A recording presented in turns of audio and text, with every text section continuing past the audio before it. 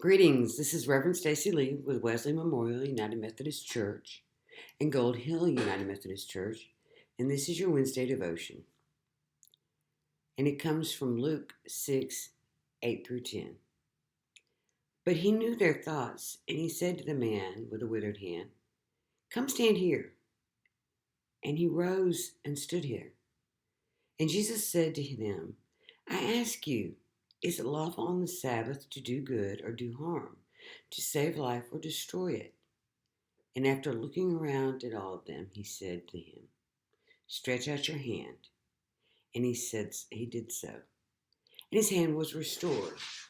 But they were filled with fury and discussed with one another what they might do to Jesus. I just love Jesus' response in this particular passage. All the Pharisees are plotting in their thoughts how to handle Jesus. Jesus just walks right up and boldly heals the man with a withered hand. I imagine the Pharisees spent all night plotting and planning how to catch Jesus in a trap. Then Jesus walks up and does what they did not expect. Have you ever watched a commercial about food that you like? You know the ones that target you at your hunger times, certain times of the day, usually around breakfast, lunch, and dinner. The ones around specific foods that they show you and they seem so appealing. Well, advertising business has really figured out how our thoughts work.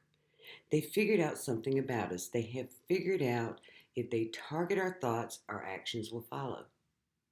They have even already figured out what times to send their messages over the airways to get the desired response. And they're really good at it. Have you ever been worried about what could or might happen? We can get caught up in our own thoughts too, and they can run away with us. We can spend all night tossing and turning and worrying because of our thoughts. Our thoughts can take us down rabbit holes that will probably never happen. Jesus tells us not to worry about tomorrow because tomorrow will worry about itself. How do we do this, you might be wondering? Well, I can tell you from my own personal experience that it's taking the thoughts captive, as Paul writes. It is replacing the thoughts with things that are of God, such things as Scripture. Sometimes it's replacing Scriptures, what God says about me and my life, and sometimes it's prayer. All of these are ways in which God works to correct our thoughts and focus on Him. It's a way to help us and navigate through things in order that we might be able to remember how big our God is compared to our problems and that He holds all things in His hand. And there were specific prayers that I did. And these prayers might have been as simple as Jesus. Jesus, I need you. There were also might have been already ready-made prayers, such as the Lord's Prayer. Sometimes there were scriptures. See, when we take our thoughts captive, the battle's already won there, just like in advertising. That way we know how to fight the battle. When we stop our runaway thoughts, we find that we no longer have to respond or act to those thoughts. And we also find that we find a peace that surpasses all understanding, just as Jesus has promised.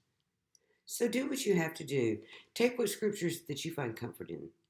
The scriptures that Jesus said, "I will be with you always," or God said in the Old Testament. He says, "I am your Lord, your God. Be strong and courageous, and I will never leave nor forsake you." May the peace of Christ be with you throughout your day, and may you focus on God and less on your problems.